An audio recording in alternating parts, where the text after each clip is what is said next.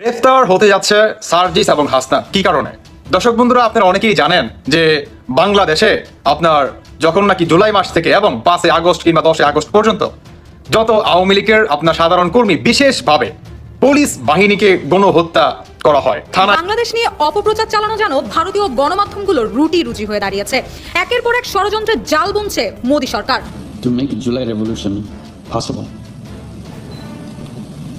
with a dream to create a new Bangladesh.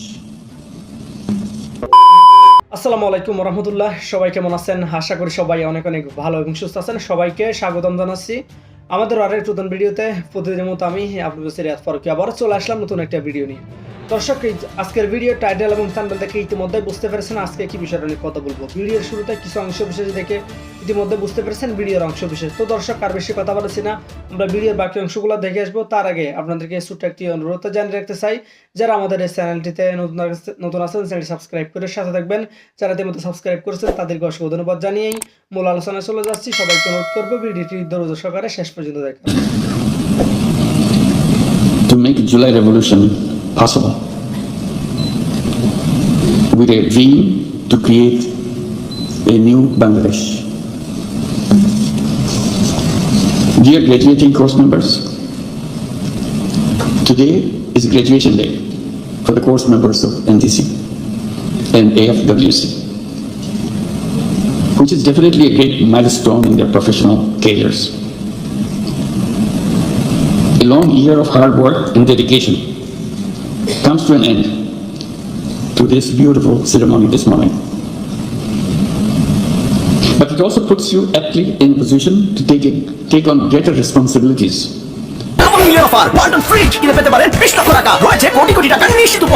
in your respective fields of work and expertise.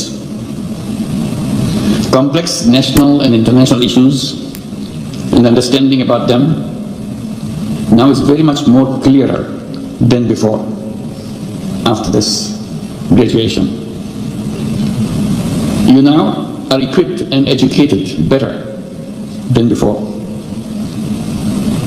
Unless you can deliver this education, will go in vain. Education should always be an enabler, not just a laurel to display. Distinguished course members, please remember, globally we are at strategically critical times, and Bangladesh is no exception to that. Ramifications of our actions will have far-reaching consequences in near and far future. We must continue to remain steadfast in our resolve. It is only the people of a nation that can decide on the destiny of their nation. To try, we need to be together more than ever before. Global challenges do not belong to anyone alone, any one nation alone.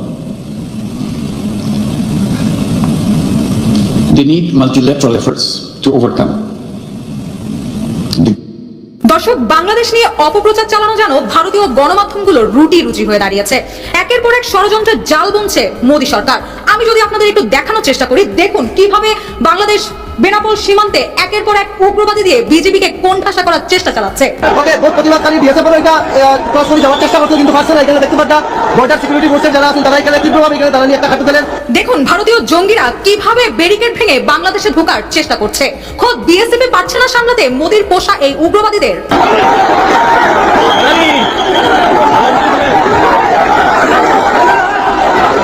বাংলাদেশের সংখ্যালঘু নির্যাতন নিয়ে মাথা ঘামানো ভারত নিজেদের সংখ্যালঘুদের নিরাপত্তাই ঠিক মতো দিতে পারছে না। দেখুন কিভাবে একের পর এক মসজিদ গুড়িয়ে দিচ্ছে।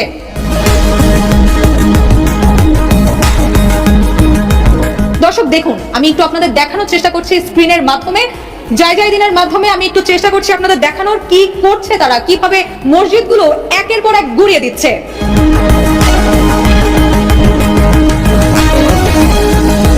মসজিদের স্থানে মন্দির থাকার দাবি তুলে একের পর এক মসজিদ গুড়িয়ে দিচ্ছে।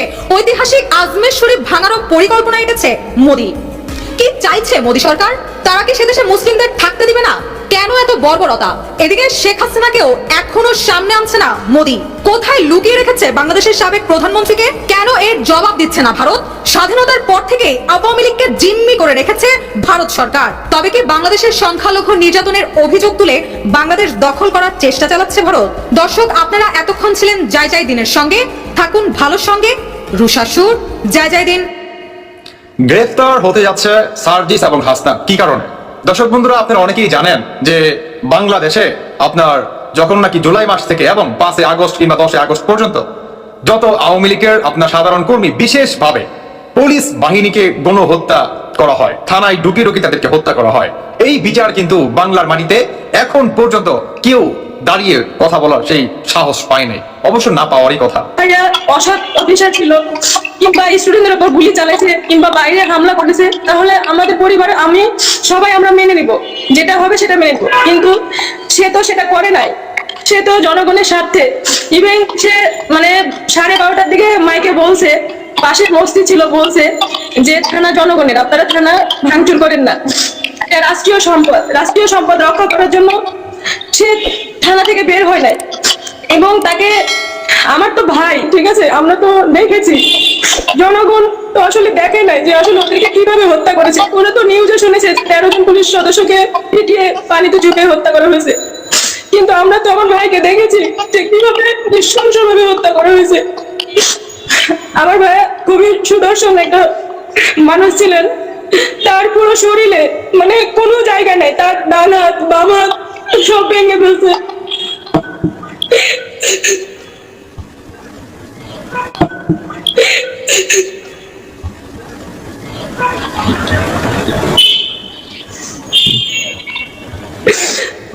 দাঁড়িয়ে জায়গায় জানি না কিসের ইয়াদি ছিল, এখান থেকে কিসের আঘাত দিছে, এই পাশ দিয়ে ফেলেছে, পুরো দাঁতগুলো এই সাইডটা পুরো চলে গেছে। তারপরে মাথায় কিসের কোপ দিছে, সেখানে পুরো মাথাটা ইয়ে হয়েছে। ওরা তো ইউনিফর্ম অবস্থায় ছিল, সবগুলো অফিসার ইউনিফর্ম অবস্থায় ছিল, সেখানে তাদেরকে ইউনিফর্ম একটা রাষ্ট্রীয় পোশাক খুলে তাদেরকে এভাবে নৃশংসভাবে হত্যা করলো। সেটার বিচারটা অবশ্যই আমরা চাইবো, অবশ্যই চাই যে যারা আমার ভাইয়া সহ অন্যান্য পুলিশ অফিসারদেরকে এভাবে নৃশংসভাবে হত্যা করেছে তাদের বিচার আমরা প্রধান উপদেষ্টার কাছে চাই। যেভাবে আপনার ভাইয়ের মৃত্যুর পর থেকে এখন পর্যন্ত আপনাদের সাথে সরকারের তরফ থেকে কোনো যোগাযোগ করা হয়নি আপনার ভাইয়ের ব্যাপারে দুঃখ জানিয়ে? মানে বিষয়টা এমন হয়ে দাঁড়াইছে যে পুলিশ মানে খারাপ, মানে পুলিশ মারা গেছে, পুলিশ মানুষ না, পুলিশ কোনো মায়ের সন্তান না, পুলিশ কারো ভয় না, মানে পুলিশ বলেই হত্যা, তার কোনো বিচার হবে না। এটা তো হতে পারে না যে সে পুলিশ দেখে আসে রাষ্ট্রীয় দায়িত্ব পালন করা অবস্থায় মারা যাবে, কিন্তু সে তার কোনো অধিকার পাবে না। সেটা তো আমরা পরিবার হয়ে আমাদের কাছে তো আমরা মেনে নিতে পারছি না। তাহলে এখন পর্যন্ত আপনাদের আমি একটু রিক্যাপ করে যে মেইন ইস্যুগুলো আপনি বলেছেন যে আপনার ভাই 24 বছর এবং আপনার ভাই যে এলাকায় কর্মরত ছিলেন মৃত্যুর আগে, ওই এলাকায় কোন সাধারণ মানুষ, জনগণ, ছাত্র পুলিশের গুলিতে মারা যাননি। না, পুলিশের গুলিতে এবং পুলিশ নাই মারা গেছে, মানে থানার ভিতরে যতগুলো অবস্থান করছিল একজনও বাঁচে না, পুরোটাই হত্যা করেছে এবং নৃশংসভাবে হত্যা করেছে সবগুলোরে। এবং নৃশংসভাবে 15 জন পুলিশ অফিসারকে থানার ভেতরে ঢুকে তারা হত্যা করেছে, হত্যা করেছে। প্লাস মানে তাদের থানার মধ্যে যত কিছু ছিল সব লুটপাট করে নিছে, থানার কোয়ার্টার গুলো আগুন দিয়ে মানে জ্বালিয়ে দেওয়া হয়েছে, ফার্নিচার যত কিছু ছিল সব কিছু ভেঙে চুরে মানে একাকার করে দিছে। মানে লুটপাট শুধু ভাঙেনি, আপনি বলতে চাচ্ছেন লুটপাটও হয়েছে? আমরা কিছুই পাই না, আমার ভাইয়া ঢুকেছে, আমরা কোনো কিছুই পাই না, শুধুমাত্র তার ব্যবহারিক যে মানে জিনিসপত্র, মানে শার্ট গেঞ্জি এগুলো শুধু জাস্ট বাইরে যেগুলো ছিল, আর সরকারি যে খাট সেই খাটটা ছিল, আর তাছাড়া আমরা কোনো কিছুই পাই না। আমার ভাইয়ার রুমে যে আরো আদার্স জিনিস ছিল কিংবা তার পার্সোনাল কোনো কাগজপত্র আমরা কোনো কিছুই পাই না। আসসালামু আলাইকুম। আপনারা সবাই জানেন বর্তমান ইউনূস সরকার জুলাই এবং অগাস্ট মাসে যেই পুলিশকে হত্যা করা হয়েছে, যে পুলিশের উপর গণহত্যা করা হয়েছে, সেই বিচারের রাস্তা বন্ধ করে দিয়েছে। কারণ এক প্রজ্ঞাপন জারির মাধ্যমে যেই আন্দোলনকারীরা, তথাকথিত আন্দোলনকারীরা, তাদের বিরুদ্ধে কোনো প্রকার পদক্ষেপ নেওয়া যাবে না, তাদের বিরুদ্ধে কোনো রকম মামলা করা যাবে না, তাদের বিরুদ্ধে তথাকথিত হয়রানি করা যাবে না, এই ধরনের প্রজ্ঞাপন জারি করে তাদেরকে ইনডেমনিটি দেওয়া হয়েছে। কিন্তু আমার কাছে আপনারা অসংখ্য তথ্য পাঠিয়েছেন, বিশেষ করে যে সকল পুলিশ ভাইরা মারা গেছেন তাদের পরিবারের সদস্যরা, যারা চাকরি হারিয়েছেন অথবা যারা নানানভাবে ভিকটিম হয়েছেন, আমাকে অসংখ্য তথ্য পাঠিয়েছেন, প্রমাণাদি পাঠিয়েছেন। আমি কিছু সমস্যায় পড়েছিলাম যখন আপনাদের কাছ থেকে কিছু উইটনেস স্টেটমেন্ট পাওয়া আমার জন্য দূর হয়ে পড়েছিল, কারণ আপনারা অনেকেই অত্যন্ত ভয়ে আছেন। কিন্তু আলহামদুলিল্লাহ শেষ পর্যন্ত আমি আমার প্রচেষ্টা সফল হয়েছি। আমি বিশ্বাস করি শেখ হাসিনা শাসনামলে কতিপয় পুলিশ, র্যাব তারা এক্সট্রা জুডিশিয়াল কিলিংয়ে জড়িত ছিল, কিন্তু ওভারঅল আমাদের পুলিশ প্রশাসন এবং আমাদের সাধারণ পুলিশ কর্মকর্তা এবং পুলিশ অফিসাররা দেশপ্রেমিক।